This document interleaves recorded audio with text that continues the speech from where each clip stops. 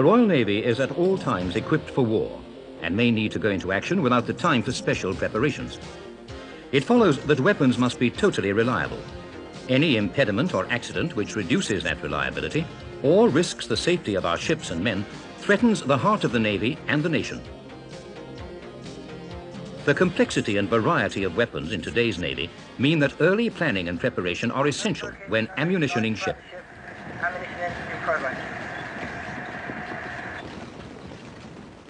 The biggest task is the embarkation of a full outfit, and this forms a model for most other smaller operations. Ideally, the planning process should begin some 6 to 8 weeks before the proposed embarkation date, and in any case, not less than 4 weeks in advance. For a full outfit, the requirement is, of course, known to RNAD, and therefore demands are not necessary. But for a replenishment, exact requirements must be specified. The rules for the embarkation of explosives are contained in Naval Magazine and Explosives Regulations, NMERs. There's a probable ammunitioning date. To get on a sort of way ahead, John, as Jeff is away on leave, if you will act as the RNAD liaison man, and then Jeff, when you come back from leave, if you'll produce a draft XGM to be with me by the 22nd of July. Right, gentlemen, are there any other points?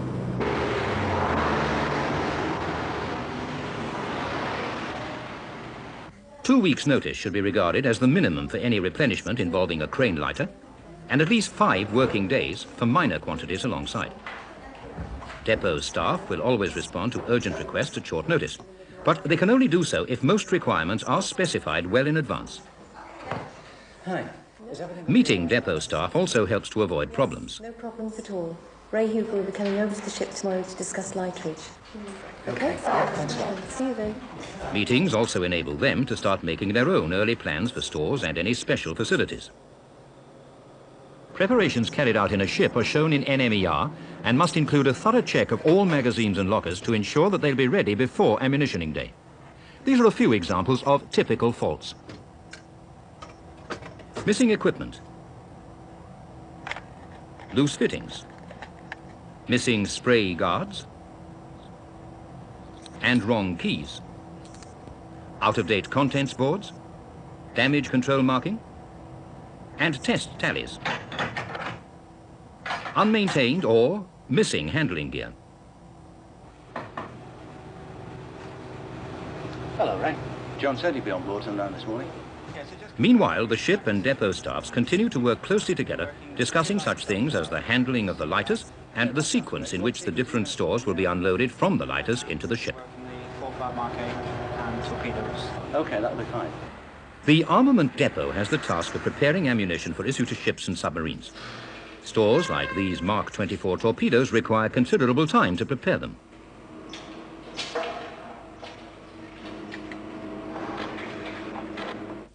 Simpler stores are more easily prepared and handled, but their physical security presents a problem. Guided weapons are very delicate and must be carefully examined before being packed in a protective container to await dispatch.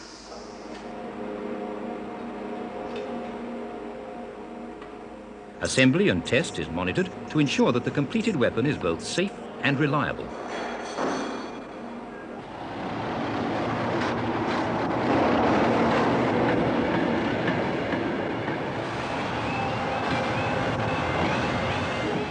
Coastal armament depots are often sited near built-up areas and so are limited by the amount of explosive material which can be held at any one time. Ships' requirements may have to be brought in from other depots, usually by rail, in trains which have been specially prepared and secured.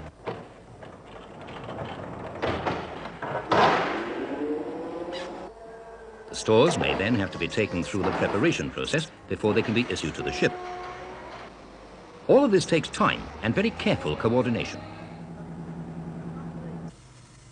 With 2 weeks to go, it's time to make a signal formally requesting permission to embark the ammunition. That explosive quantity is 2,760 kilograms, sir. Thank you very much, Chief. This will enable the port authorities to coordinate the activities planned for the various ships in the area.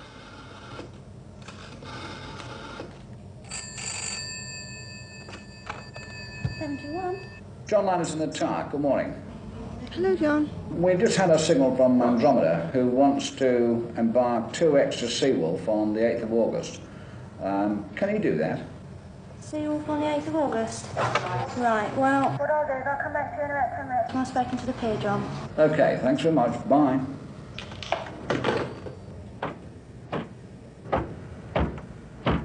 Back in the ship, work must continue to discover the niggling little faults which may have been missed earlier.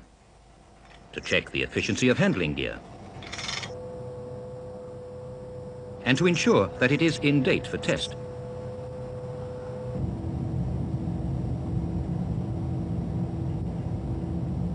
To check that missing items have been replaced.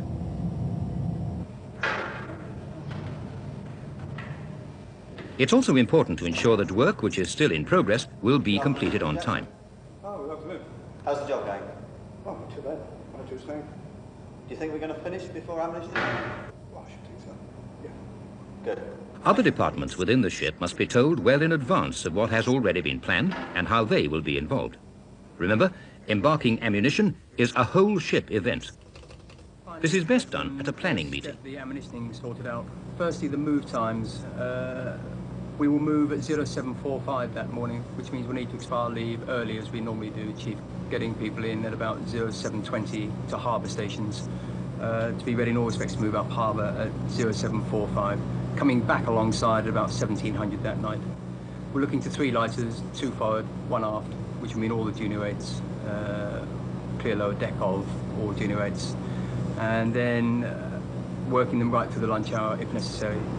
But Jeff, I know the XTM has now been seen by the majority of the coordinators, but what I would like to do now is to run through it with you to clear up any last minute points that come out of it. All right, sir. The plan is to embark Sea-Dart missiles from 2 lighters forward and to embark 4.5 ammunition and the balance from 1 lighter aft. It means humping lots of 4.5 ammunition. The XTM is distributed after the details have been finalised at the HODS meeting. MML Winterburn, contact CTO.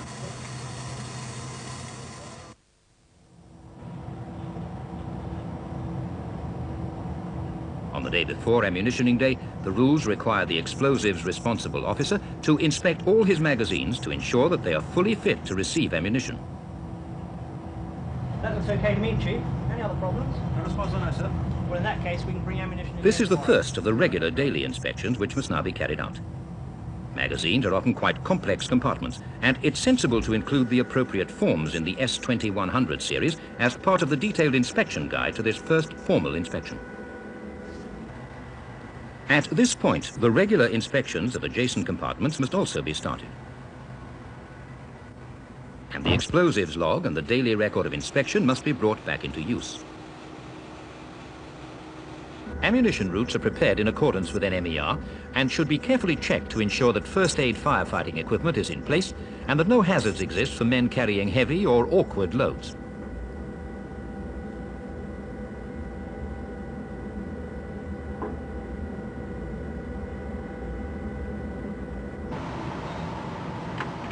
We all know what happens when things are not properly checked. Murphy wrote a law about it.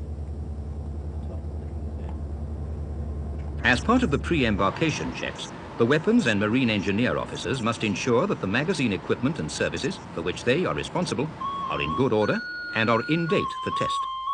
These include, for example, fans and air conditioners, tank top manhole covers, and, of course, spraying systems and fire alarms. These checks also are signed for in the daily record of inspection. Finally, when all the advanced work has been completed, the men who will be in charge of the various ammunition parties must be properly briefed. As you're aware, we're ammunitioning tomorrow. We're going to be taking on a full outfit. We've been in dockyard hands for a very long while, and there's a lot of people on board who are not sure what the procedures are, and it must be done correctly. You should all by now have read the XTM, so you certainly all know, as officers of quarters and as senior rates in charge of the section, what your Tomorrow, all the work and planning of the last 6 weeks will be put to the test.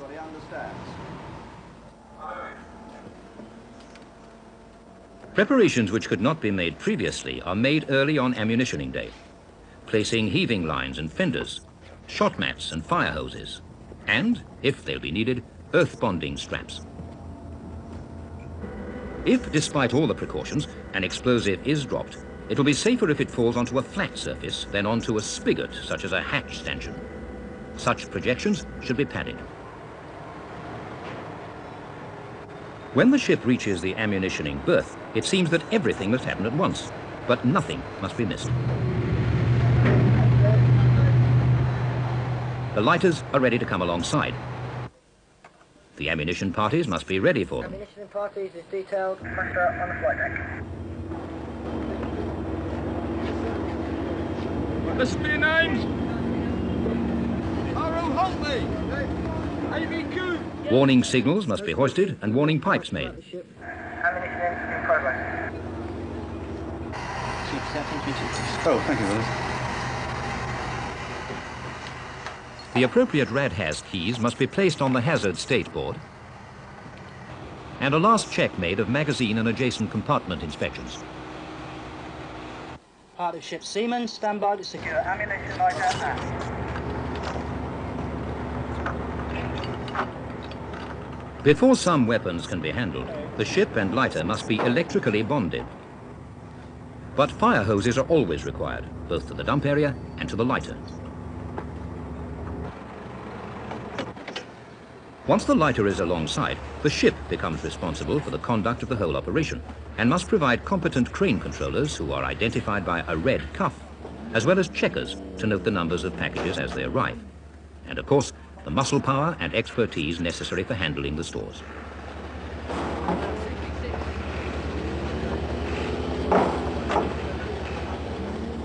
Armament depot representatives will be on board to offer advice as necessary.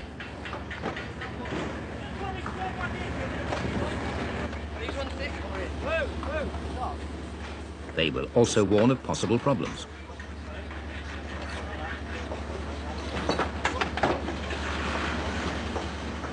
A Marine Services representative will provide the crane certificate and conduct a load test. According to BR 932, the ammunition handbook, 458 rounds weigh about 47 kilos apiece in their protective tanks, and they are cumbersome. Nevertheless, they must be handled carefully and not bumped about.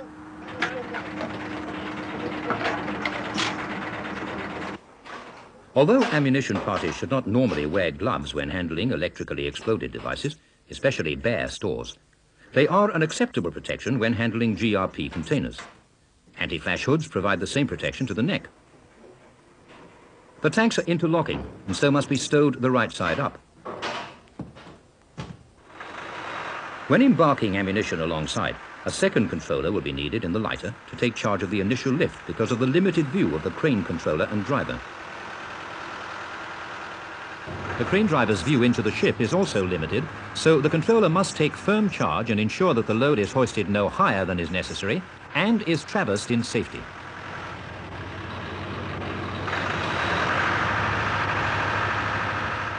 As the load is lowered, steadying lines are used to stop any swing or turning of the load before it's guided to the deck. Once on deck, the missile container is opened up and the shock tab indicator is checked.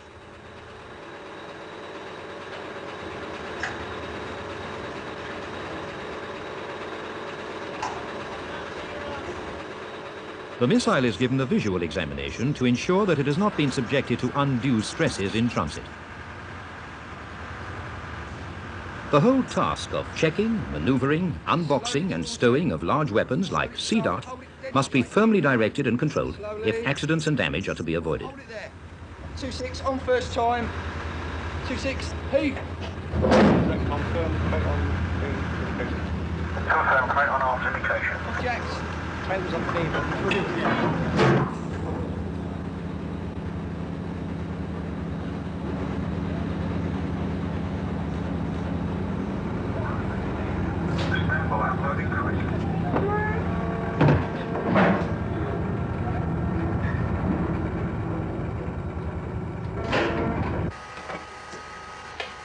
Ammunition parties secure for launch. Sentries as detailed. Okay, put it down, lads. Put that one down. Put it down. Ammunition dumps are never to be left unattended. Okay, right, back at 12:30 then. Where you go?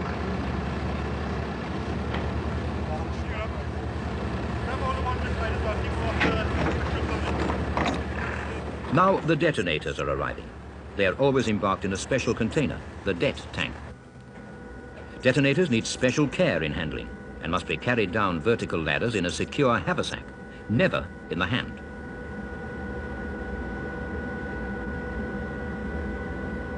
Boxes which are to be stowed in a deep magazine usually have to be lowered on a whip. 3 things are important here. First, that there is sufficient manpower to control the whip. Second, that the whip is secured around the box and through the handles. And the third we've already seen. Pad any projections. If stores are being hoisted, miller's flaps must also be fitted. Boxed stores such as these pyrotechnics, which are going into an upper deck pyro magazine, are more easily handled. But they still require the same care in stowing. And of course, checking. Pyros, Nobby? Yes, P.O. You better check them out then.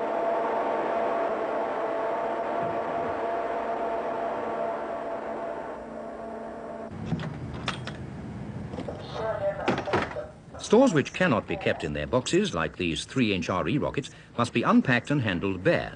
And that makes them more vulnerable to all sorts of physical damage. Don't forget to put the packing back in the box. Any explosive store, boxed or bare, which is accidentally damaged, however slightly, must be set aside and reported to the officer in charge.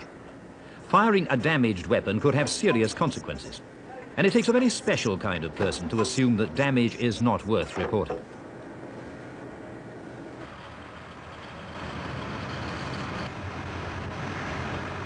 Accidents are very easily caused. This crane driver cannot see the load, and although the controller is signaling to hoist, his attention has been distracted. Just imagine what might have happened if the driver had not stopped his crane.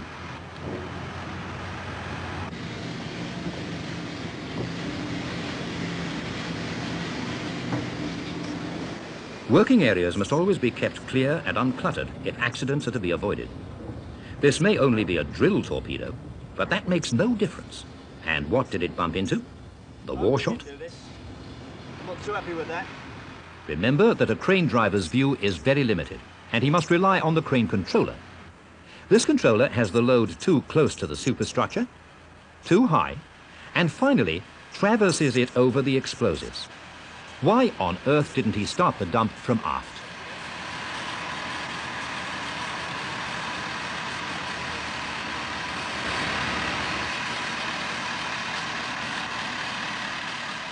One factor which can seriously affect an ammunitioning event is the weather. Ammunition should not be embarked or disembarked in the rain unless the commanding officer decides that it is necessary. If a thunderstorm is likely, stop everything and lower the crane jibs. When all ammunition is stowed and accounted for, the stowages must be properly secure against any possible movement of the ship. Some stores, like the 458 tanks, are self-stacking, and others fit the racks, but even they must be checked. Finally, the explosives responsible officer should ensure that all the magazines are inspected and secured, and that the lighters have been towed away before the ship can move back to her normal berth or put to sea. So far, we've only looked at one type of ship, and the weapons appropriate to her. Although the basic preparations are the same, other ships with different weapon fits may need different equipment and use varied procedures. Embarking Exocet may require the use of a large floating crane, but the standard preparations are still necessary.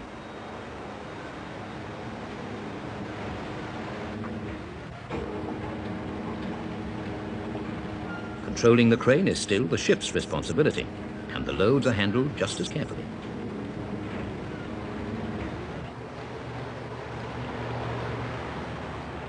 Once the weapon is on board, though, the checking and securing procedures are special to Exocet.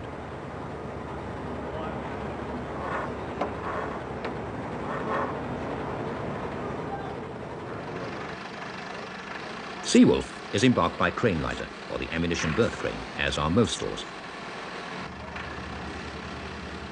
It is unboxed and examined on receipt.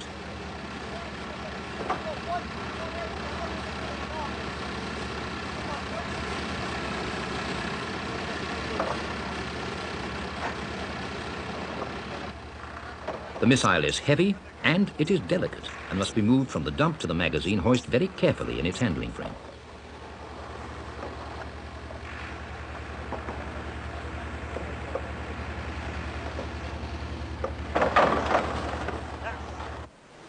Some minor war vessels, like this minehunter, have very special problems. To start with, all the handling equipment must be non-magnetic. It does not follow that small ships always carry small weapons. These remotely controlled mine disposal weapons weigh in at 126 kilos, and most of that is explosive. They are made from glass-reinforced plastic, which could easily be cracked if they were handled carelessly.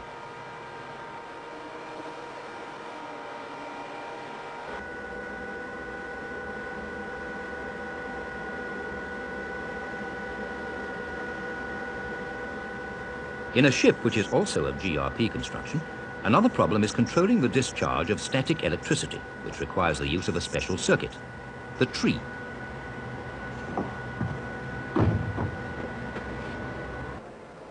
Submarines do not have such an extensive range of different weapons as most surface ships.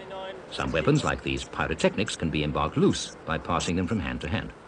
But it requires careful consideration to place the men so that both they and the stores will be safe. FSS. FSS. Roger.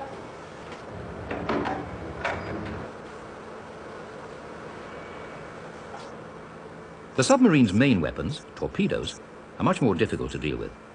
There is only one possible method of embarkation, and that is very carefully laid down in torpedo and weapon operating procedures, usually called TWOPs.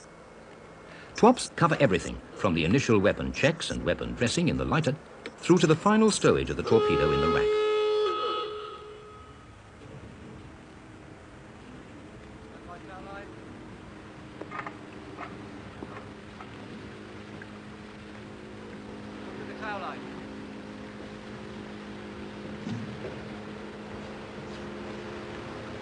Ready below? Have them coming down on the rails shortly.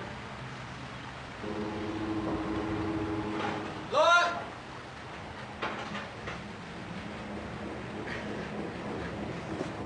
Get in there. Good angle. Up slightly on the nose. Enough. Up on the nose. Enough. Down on the nose. Stop.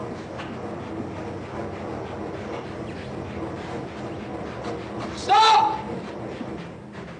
Select tops for stone mark 24 in the ranks. Twops for stowing Mark 24 in the rack selected. Roger. Stand by, place in stowage stops. In stowage stops. Stop! There are also TWOPs for the other submarine weapons, such as this Mark V mine.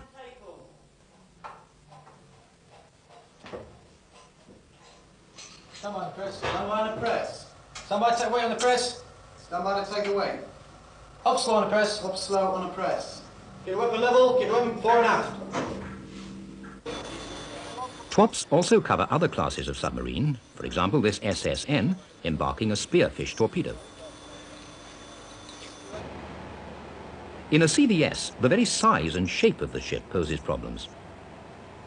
Because of the height of the flight deck, mobile cranes may have to be used.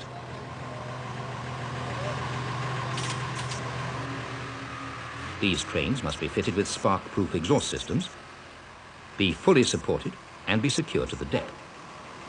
Very wide cats are also needed to position the lighters. The crane driver cannot see the lighter, and so the controller in the ship must act on signals from his assistant in the lighter.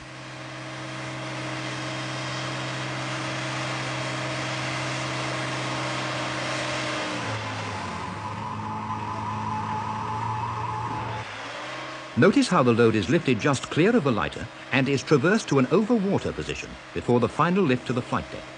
This is the safe way to do the job.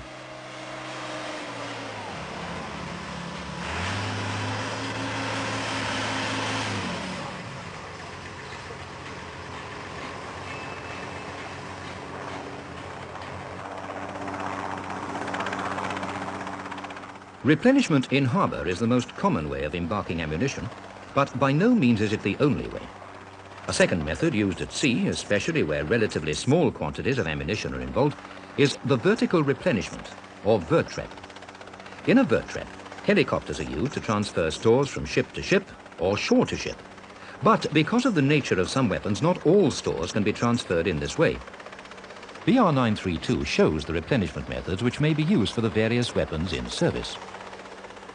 In a vert trap, one of the problems in the receiving ship is actually handling the large pallets and getting them away from the dump area to be unpacked. And so the first load over is usually 2 palletrons, which are small wheeled lifting trucks.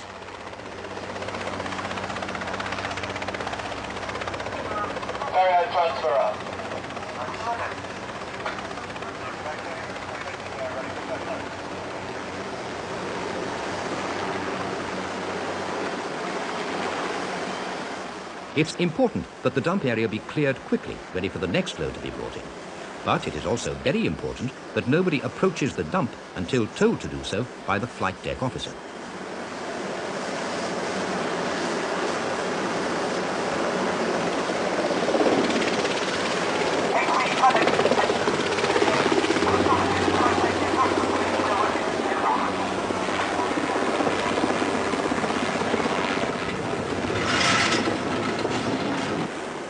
Vert trapping is a very useful way of embarking stores quickly, but as with all other methods of replenishment, it must be planned in advance to allow the supplying ship time to assemble the stores and pack them into crates or pallets.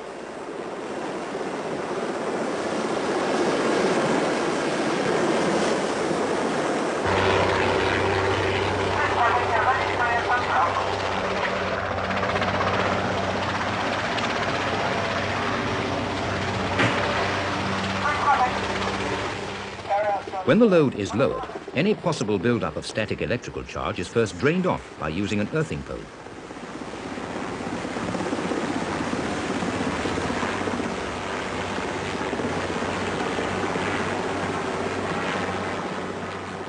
Only when the helicopter has lifted clear may the load be moved.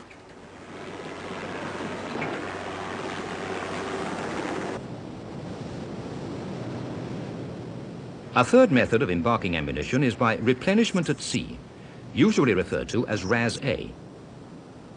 As in the vert trap, the stores must be pre-palleted and they will arrive quickly, so keeping the dump area clear is important.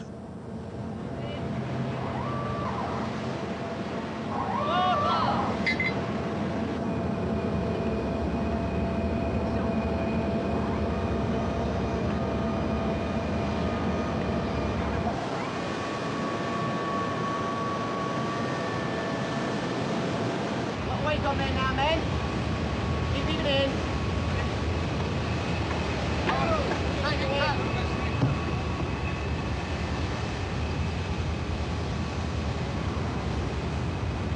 Even out all.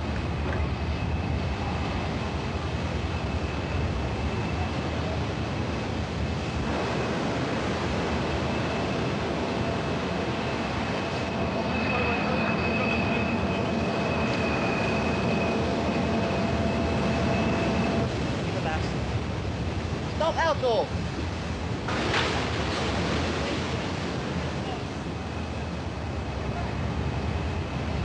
Down mast. Detention. We stand by pilot drivers.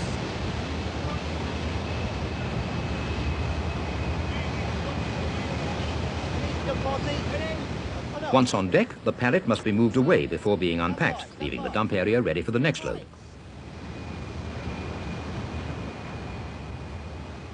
It is possible to return ammunition to an RFA by back RAS, but because such stores cannot be reissued until they've been subjected to an armament depot examination, it's only approved in exceptional circumstances.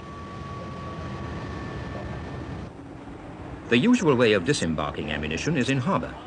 The necessary preparation, planning and handling of the stores is very much the same as for an embarkation. The essential difference is, of course, that the stores are being packed or crated instead of being unpacked. Don't forget to ask well in advance for all the empty packages which will be needed. The stores should be checked for accounting purposes as they leave the ship, and this is particularly important where stores considered as useful to the ill-disposed are concerned.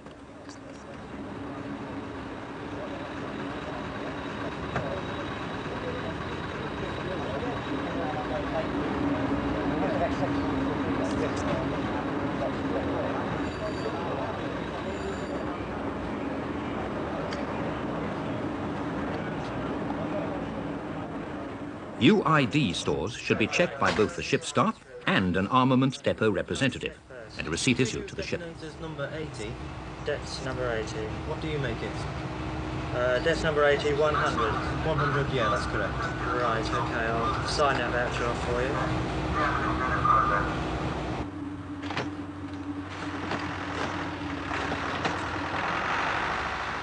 UID stores are normally transported separately from the other stores, usually by fleet tender, and will be accounted for at all stages of their journey into the depot.